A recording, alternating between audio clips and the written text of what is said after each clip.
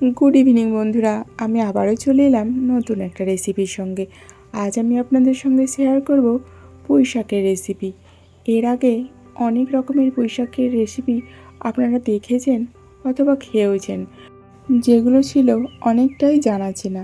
তবে আজকের রেসিপিটা একদমই অন্যরকম। এখানে পুঁই পাতাগুলো আমি ছাড়িয়ে নিলাম, এরপর ছোট ছোট করে কুচিয়ে নেব।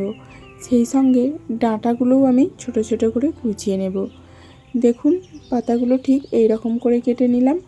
এখন ডাঁটাগুলোও কেটে নিয়েছি। দেখুন, ডাঁটা আর পাতা আমার কাটা হয়ে গেছে। এখন কেটে নেব আলু।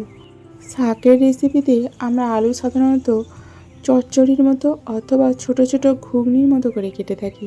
তবে আমার আজকের আলু কাটা প্রসেসটা একদমই অন্য রকমের। আলুর খোসাগুলো ছাড়িয়ে নিলাম। এরপর আলুটা ঠিক এইভাবে, যেমন করে আমরা মাংসের আলু কেটে থাকি, এই যে ডুমো ডুমো বড় বড়, এই রকম করেই আলুগুলো কেটে নিলাম। এরপর আলুগুলোতে জল দিয়ে পরিষ্কার করে ধুয়ে নেব। সেই সঙ্গে শাক ডাঁটা সব কিছুই আমি পরিষ্কার করে ধুয়ে নিয়েছি। এখন কিছু মশলা বেটে নেব। এখানে আছে কালো সরিষা, পোস্ত আর কয়েকটা কাঁচা লঙ্কা। এগুলোকে এখন আমি শিলপাটায় মিহি করে পেস্ট করে নেব। সর্ষে আর পোস্ত এমনিতেই অল্প, তারপরেও খুব ছোট ছোট দানা, সেই কারণে এটা বাটার জন্য শিলপাটা ইউজ করাই বেস্ট। তো বাটা হয়ে গেছে, খুবই মিহি হয়েছে দেখতে পাচ্ছেন। এখন আমি মশলাটা তুলে নিলাম। এরপর আমি উনানটা জেলে দিয়েছি, বসিয়ে দিলাম কড়াইটা। কড়াইটা খুব ভালোভাবে গরম হলে এখন দিয়ে দেব সরিষার তেল। তেলটা যে আমি খুব বেশি দিয়েছি এমনটাও নয়, আবার খুব যে কম দিয়েছি তাও নয়। তো দেখুন, এরপর তেলটা খুব ভালোভাবে গরম হলে দিয়ে দিলাম আলুগুলো। আলুগুলো অবশ্যই কিছুক্ষণ আগে ধুয়ে জল ঝরিয়ে রাখলে ভালো হয়, তাহলে তেল ছেটানোর সম্ভাবনা থাকে না। এখন দিয়ে দিচ্ছি পরিমিত লবণ আর অবশ্যই পরিমিত হলুদ। হলুদ আর লবণ দেওয়ার পর বেশ কিছুক্ষণ নাড়াচাড়া করে দিতে হবে, যাতে হলুদ আর লবণটা সমস্ত আলুতে মিক্স হয়ে যায়। নাড়াচাড়া করে দেওয়ার পর এখন দিয়ে দেব ঢাকা, তাহলে আলুটা ভাজার সঙ্গে সঙ্গে সিদ্ধটাও হয়ে যাবে। 5 মিনিট ছাড়া ছাড়া খুলে দেখে নিতে হবে, যেহেতু তেলের উপর আছে তাই জ্বলে যাওয়ার সম্ভাবনা থাকতে পারে।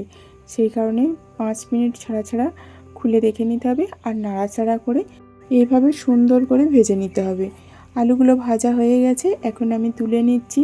দেখুন, আলুগুলো ভাজার পরেও কিন্তু আমি যতটা তেল দিয়েছিলাম প্রায় ততটাই তেল এক্সেস আছে, মানে আলু খুব কম তেল অ্যাবজর্ব করেছে। এখন ফোড়নে দিলাম কালো জিরা, এরপরে দিয়ে দিলাম একটা শুকনো লঙ্কা। ফোড়নটা হালকা হাতে নাড়াচাড়া করে দিলাম। এর থেকে একটা মিষ্টি গন্ধ বের হলে দিয়ে দেব একটা বড় সাইজের পেঁয়াজের কুচি। তবে আপনারা নিরামিষভাবে করতে চাইলে পেঁয়াজটা অবশ্যই স্কিপ করবেন। পেঁয়াজের কালারটা হালকা চেঞ্জ হওয়ার পর এর মধ্যে এখন আমি অ্যাড করে দেব পুঁই শাকের ডাঁটাগুলো। আলুগুলো যেহেতু আগেই ভেজে নিয়েছি তাই এখন দেওয়ার প্রয়োজন নেই। এরপর অল্প কিছুক্ষণ নাড়াচাড়া করার পর দিয়ে দিলাম পরিমিত লবণ। এরপরে দিয়ে দেব অবশ্যই পরিমিত হলুদ। এরপর দিয়ে দেব অল্প একটু গুঁড়ো লঙ্কা। যদিও বা এখানে কাঁচা লঙ্কা ইউজ করা হয়েছে, তারপরেও যেহেতু শাক, একটু স্বাদটা বাড়ানোর জন্য, একটু ঝালটা চোখা লাগার জন্য অল্প একটুখানি গুঁড়ো লঙ্কা ইউজ করলাম। এরপর বেশ কিছুক্ষণ কষিয়ে নিলাম। এখন দিয়ে দিচ্ছি পুঁই শাকগুলো। কোনোভাবে কিন্তু জল দেব না, যেহেতু পুঁই শাক অনেকটা মোটা মোটা হয়, এর মধ্যেই অনেকটা জল থাকে। অল্প কিছুক্ষণ ভাপিয়ে নিলে এর জলটা বেরিয়ে যাবে আর পরিমাণটাও অনেকটা কমে যাবে। সেই সঙ্গে কষাতেও অনেকটা সুবিধা হবে। দেখুন, অনেকটাই জল ছেড়ে দিয়েছে, নরম হয়ে গেছে, পরিমাণেও অনেকটা কমে গেছে। এখন বেশ কিছুটা সময় নিয়ে আমি এটা কষিয়ে নিলাম। এরপরে এখন দিয়ে দেব আগে থেকে ভেজে রাখা আলুগুলো। এরপর আমি আবারও কিছুক্ষণ কষিয়ে নেব, যাতে সবজি আর আলু অনেকটাই মাখো মাখো হয়ে যায়। এরপরে দিয়ে দেব শিলপাটায় বেটে রাখা মশলা, মানে সরিষা, পোস্ত আর কাঁচা লঙ্কা।